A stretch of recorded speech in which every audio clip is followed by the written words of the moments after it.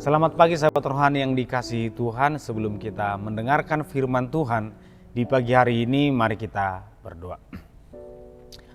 Kasih karunia dari Allah Bapa dan anaknya Tuhan Yesus Kristus kiranya menyertai kamu sekalian. Amin. Sahabat rohani yang dikasihi Tuhan, firman Tuhan di pagi hari ini tertulis di 2 Korintus pasal 12 ayat yang ke-9.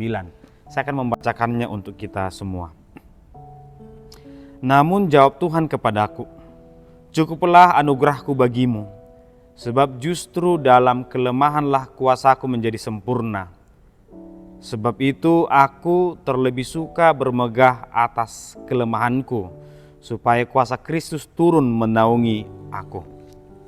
Demikian pembacaan firman Tuhan. Sahabat rohani yang dikasihi Tuhan, ketika kita bercermin di pagi hari ini, mungkin kita melihat wajah kita menyadari bahwa ada yang kurang. Jika kita bandingkan dengan orang lain, kita berkata, mengapa warna kulitku seperti ini ya? Mengapa dia tidak putih seperti yang lain? Kita teliti lagi, mengapa rambutku begitu sedikit, tidak lebat seperti yang lain? Mungkin kalau kulitku lebih putih, rambutku lebih lebat lagi, dan juga wajahku agak lebih mengecil, aku pasti lebih tampan, aku pasti lebih cantik, aku lebih menarik. Apalagi kalau kita semakin membanding-bandingkan, ternyata hidupku ini sangat banyak kekurangan. Kita merenung lagi lebih dalam. Mengapa ya Tuhan itu kok seperti ini kehidupanku? Ekonomi kami mengapa seperti ini? Tidak ada alasan apa-apa. Aku sakit, suamiku sakit, istriku sakit. Semakin kita merenungkan, meneliti kekurangan kita, ternyata kita memiliki banyak sekali kekurangan dibandingkan dengan orang lain. Dan kalau kita semakin terjerumus, kita akan jatuh pada keputusasaan. Apalagi kalau kita mendengar firman bahwa Tuhan itu adalah Maha Kuasa.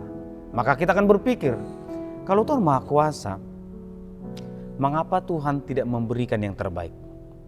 Dalam istilah orang Batak, sahalina mangalehon, bailehon masude. Kalau Tuhan baik, diberikan saja. Diberikan kesempurnaan itu kepada manusia. Apalagi kita melihat orang yang justru fisiknya sempurna, hidupnya sempurna, mereka bisa melakukan yang semaunya. Mereka bisa mendapatkan dengan mudah apa yang mereka inginkan.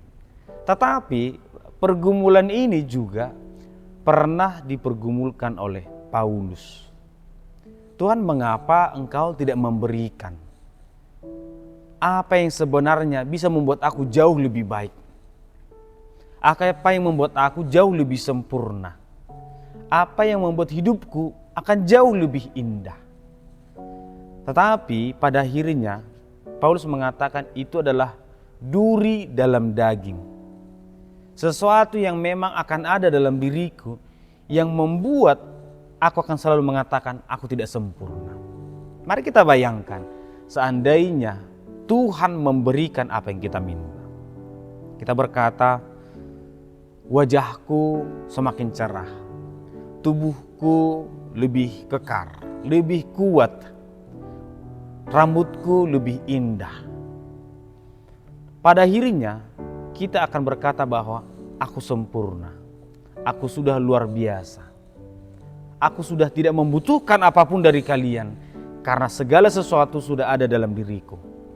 Bagi Paulus, Tuhan sengaja membuat itu. Tuhan sengaja membuat duri dalam daging agar setiap orang selalu berkata, aku tidak sempurna Tuhan.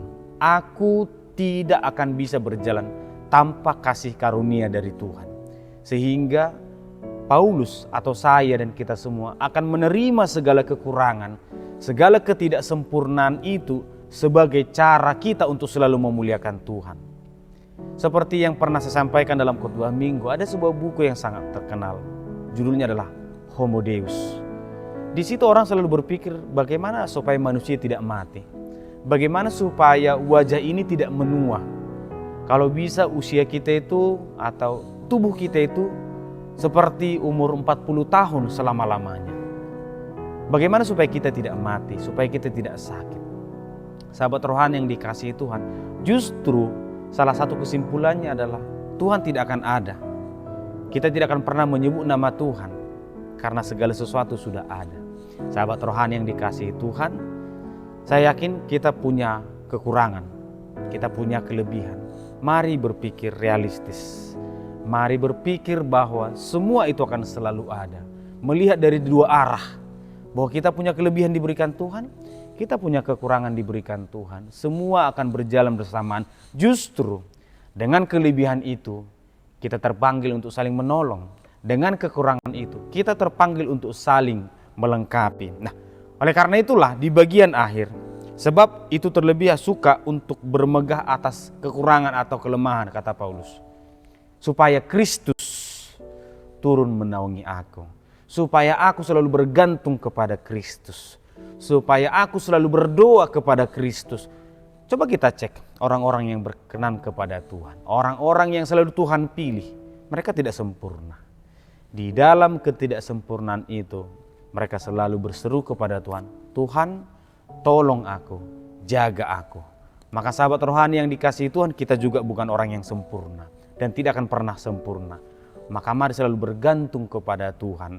Di dalam kelemahan, di dalam ketidaksempurnaan itu, Tuhan selalu hadir melengkapi kita. Tuhan memberkati. Kita berdoa. Terima kasih Tuhan, kami bersyukur di pagi hari ini. Tuhan menyapa kami, menyadarkan kami bahwa hidup kami tidaklah sempurna. Tetapi dalam penyertaan Tuhan, sesuatu yang tidak sempurna akan menjadi indah. Biarlah kami bermegah atas ketidaksempurnaan kami, karena kami tahu Tuhan akan selalu menjagai kami, Tuhan akan selalu menolong kami.